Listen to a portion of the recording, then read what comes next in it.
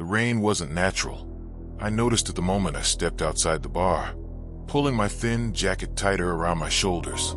It was coming down in sheets, yes, but there was something wrong about it.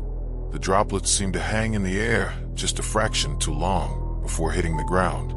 And the sound, that wasn't right either. Rain should patter, should drum, should roar in a downpour like this.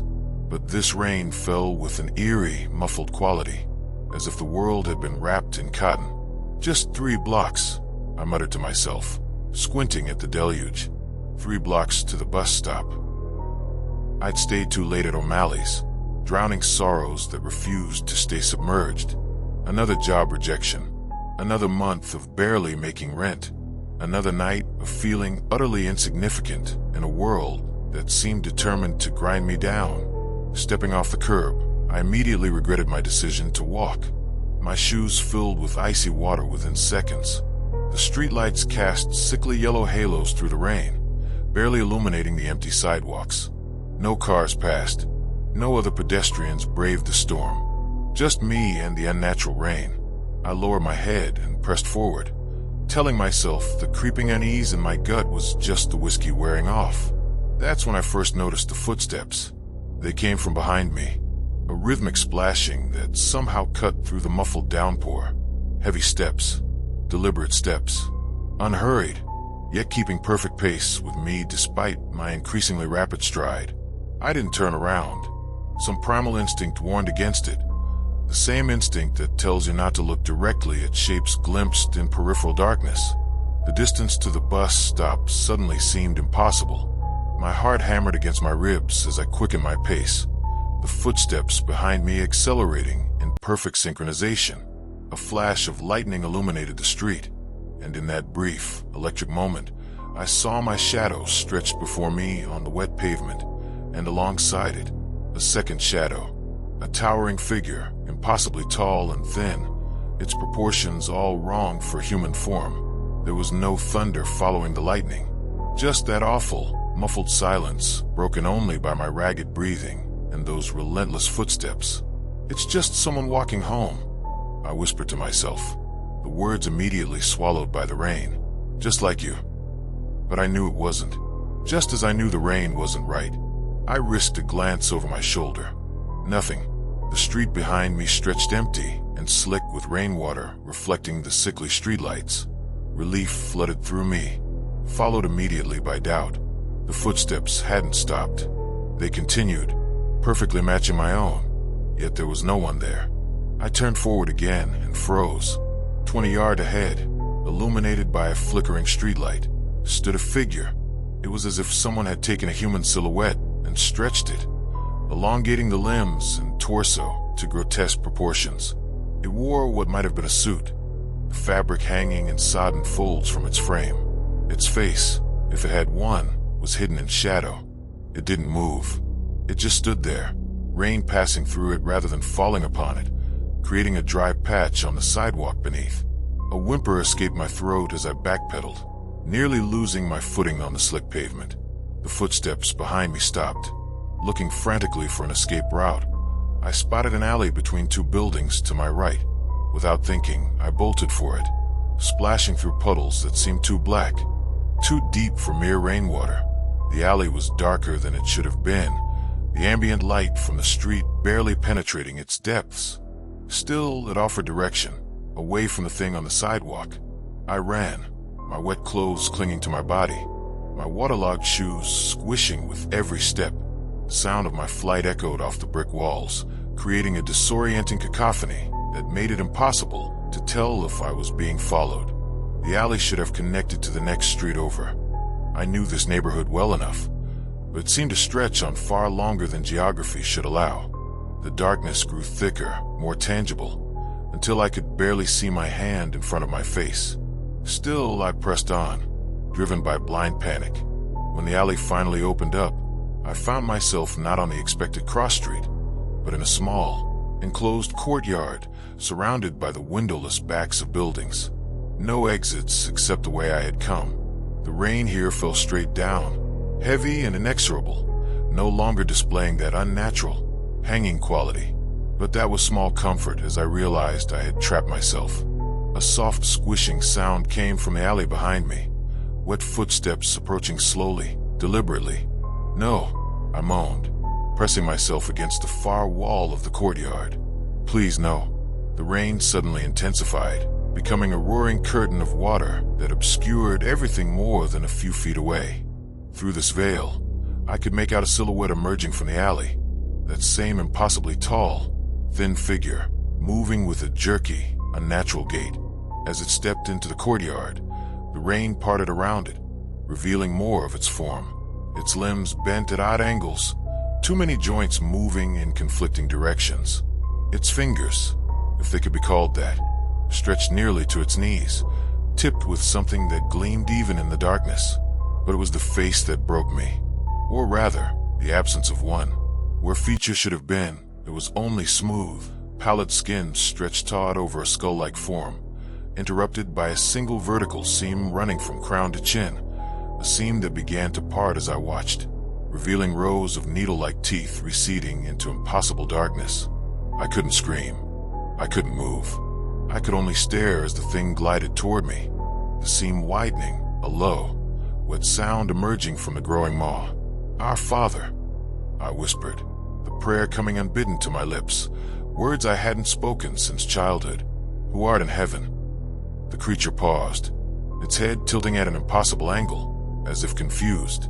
"Hallowed be thy name," I continued, my voice strengthening despite the terror clutching at my throat. "Thy kingdom come, thy will be done." The thing hissed, a sound like steam escaping from cracked pipes. It took another step forward, but something had changed. Its movement seemed less certain, its form less solid. "On earth as it is in heaven," I pressed on, the words flowing more freely now, drawn from some deep well of memory. "Give us this day our daily bread, and forgive us our trespasses." A tremor ran through the creature's body. The rain around it began to behave strangely, droplets hanging suspended in midair, then reversing direction, flowing upward against gravity. "As we forgive those who trespass against us." My voice rose, cutting through the downpour. "And lead us not into temptation, but deliver us from evil." The thing recoiled as if struck. The seam that formed its mouth began to close, the needle-like teeth receding. Its elongated limbs contracted, body hunching in on itself. "For thine is the kingdom, and the power, and the glory," I shouted now, stepping away from the wall, propelled by a courage I didn't understand. "Forever and ever." The rain between us ignited. There's no other word for it.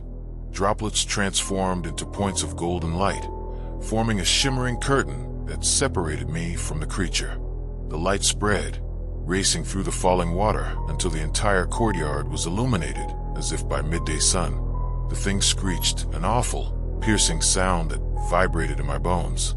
It threw its arms up as if to shield itself from the light, its body contorting in ways that defied anatomy. "Amen," I roared, the word torn from deep within me. A crack of thunder, real thunder this time, shook the buildings around us.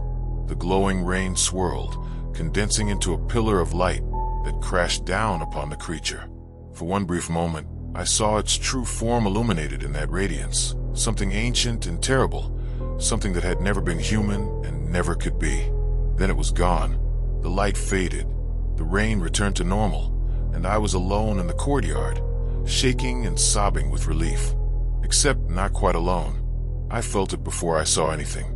A presence, vast and encompassing, yet somehow contained within space of the small courtyard. It brought with it a sense of profound peace, washing away the terror that had gripped me. "You called," a voice said, though I heard it not with my ears, but somewhere deeper, and I answered. The rain around me gentled, becoming a soft, warm mist that caressed rather than chilled. Within that mist, light pulsed and shifted, never forming a distinct shape, but suggesting a presence too magnificent for mortal eyes. "What was that thing?" I whispered. "One of many that walk unseen." The voice replied, sad yet resolute. "They hunt in places where faith has withered, feeding on despair and isolation." "Why me?" My voice cracked. "I'm nobody. I haven't set foot in a church in years. Yet you remembered the words when they were needed. The presence said, warmth flowing through the statement. Faith sleeps, but does not die so easily. The mist swirled around me, and I realized I was no longer cold or wet. My clothes had dried, the chill banished from my bones. The path back is clear now, the voice told me. You will find your way home safely. Will it come back? I asked, fear flickering despite the comfort of the presence. They always return, came the honest answer. But now you know they can be resisted, and you know you are never truly alone, even in your darkest moments. The presence began to recede, the mist thinning, though the sense of peace remained. Wait, I called. How do I thank you? The voice, now fading, offered one last response. Live. Remember. Believe. Then it was gone, leaving me alone in the courtyard with only natural rain falling from the night sky. I found my way back to the street easily. The alley now a normal, straight passage between buildings. The bus was just pulling up to the stop as I emerged, right on schedule despite my sense that hours had passed in that courtyard. As I settled into a seat on the nearly empty bus, I gazed out at the rain-slicked streets passing by. The city looked different somehow, not physically changed, but as if I was seeing a deeper layer of reality that had always been there, hidden just beneath the surface. I knew there were still dark things moving in that rain, between the streetlights, in the shadows that stretched longer than they should. But I also knew there was light, powerful and vigilant, waiting to be called upon. My hand moved to my jacket pocket, finding the small cross pendant my grandmother had given me years ago. I'd carried it as a good luck charm, nothing more. Now I gripped it tightly, feeling its edges press into my palm, a small but tangible reminder of protection. The rain continued to fall as the bus carried me home, but I no longer feared what might be walking within it. For the first time in longer than I could remember, I felt watched over rather than alone. And when I whispered thank you to the empty seat beside me, I could have sworn the streetlights briefly flared brighter in response. Some storms reveal what was always there, waiting beyond the veil of ordinary sight.